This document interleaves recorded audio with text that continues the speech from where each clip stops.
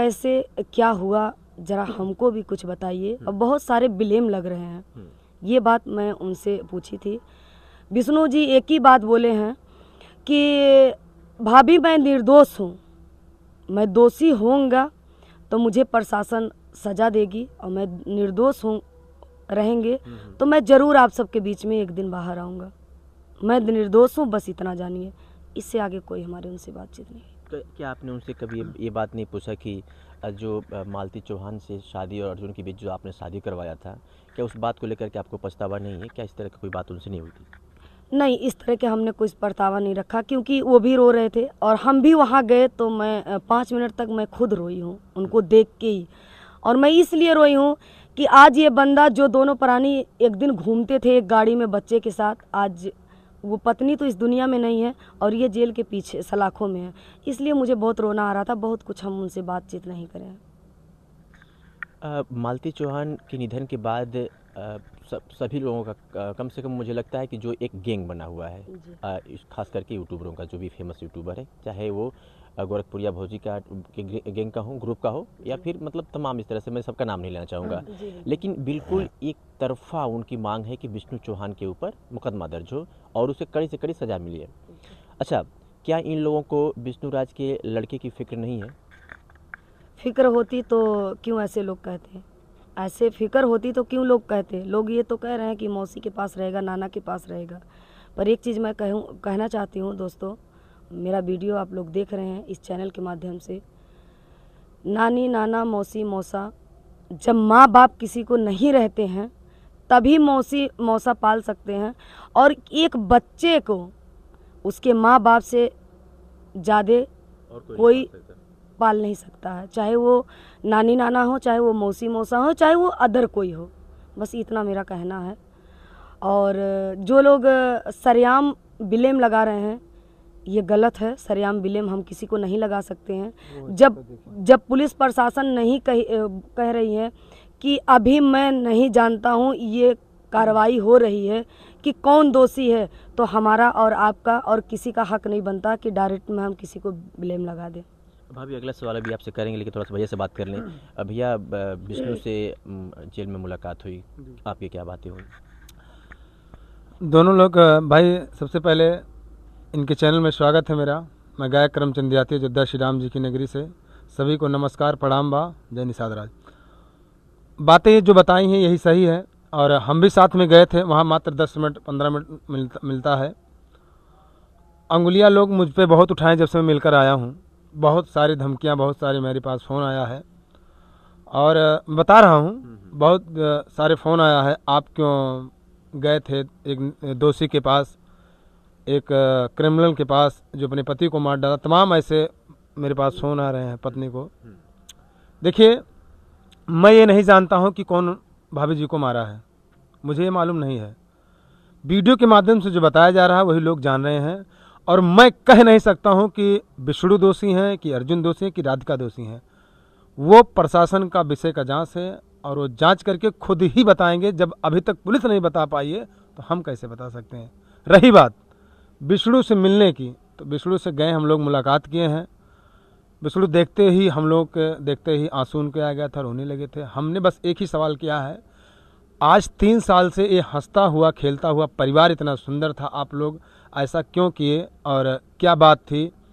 बेटे के बारे में नहीं सोचे। बस एक ही बात विष्णु से आवाज़ से निकली है, भैया आप भी मुझे गलत समझ रहे हैं, पूरी जनता समझ रही है, मैं ऐसा कभी कर नहीं सकता हूं, मैं निर्दोष हूं। अगर मैं दोषी हूँगा तो मुझे सज़ा पुलिस देगी और मैं काटूंगा, अगर मैं निर्दोष हूँगा तो मैं बाहर आऊँगा।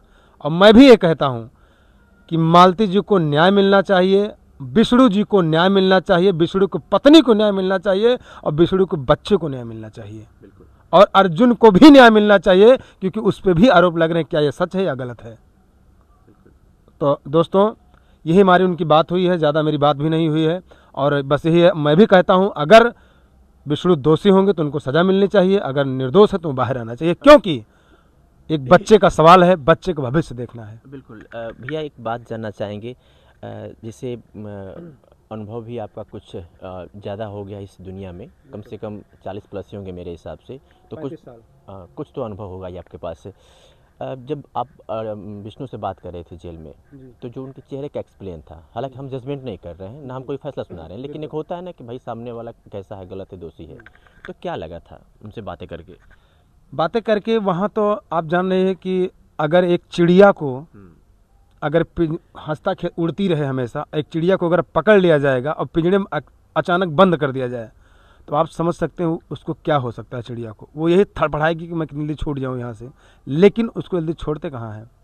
और बहुत परेशान थे, लेकिन अब इससे ज़्यादा रोने के अलावा कोई बयां या कुछ बहुत ज़्यादा हम लोगों से कोई बात नहीं हुई। बस हमने कहा कोई बात, बोले कि नहीं भैया कोई दिक्कत नहीं है, बाकी बहुत परेशान है हम। अपने बेटे को लेकर के मैं बहुत परेशान हूँ, मेरी बीवी तो चली गई है, उसको न्याय कौन दिलाएगा।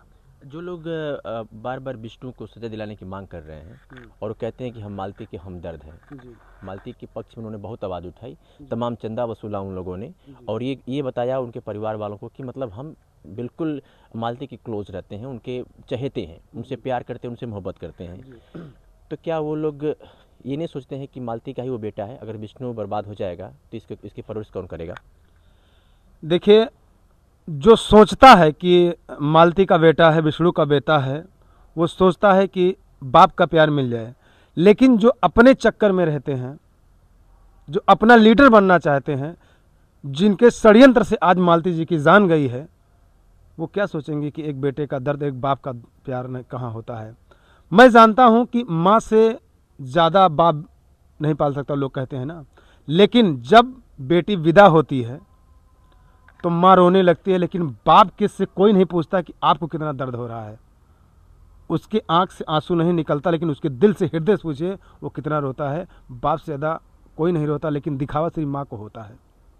भाभी, अगर आप कभी किसी गरीब का सहारा बनने चाहती हैं, या फिर किसी की मदद करती हैं, चाहे वो भोजन हो, चाहे पैसे हो, चाहे रुपये हो, और आप उसे उसकी विषम परिस्थितियों में उसका सहायताकार बनती हैं कि नहीं मुझे इसकी सहायता करनी चाहिए, तो क्या उस एक्टिविटी को कैमरे में कैद करके लोगों को बताना ज़रूरी होता है?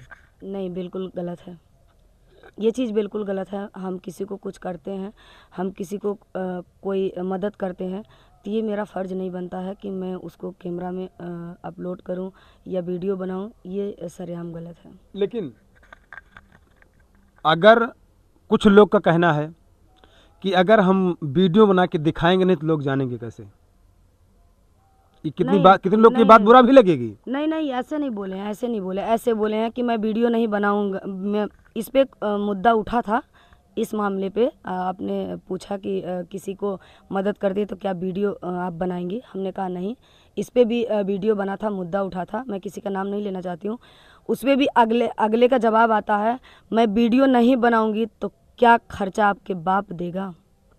जो जिस तरीके से वो लोग जिस तरीके से वो बात करते हैं, हम नाम नहीं लेंगे लेकिन जानते हैं हम किसकी बात कर रहे हैं, जिस तरीके से उनका लहजा होता है पत्रकारों के प्रति बात करने का और लोगों की तरह का जवाब देने का, हम रोज़ वो काम करते हैं, लेकिन ऐसे मौके पे यानी आपदा को अवसर बनाना सही है?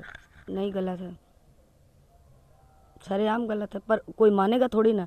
आप गलत हो जाएंगे, हम गलत हो जाएंगे, अगला गलत हो जाएगा, पर वो इंसान गलत नहीं। मानवता क्या कहती है? अब मानवता क्या कहती है भैया, मानवता सब लोग सब जानते हैं, पर उस मानवता को वो नहीं मानेंगे।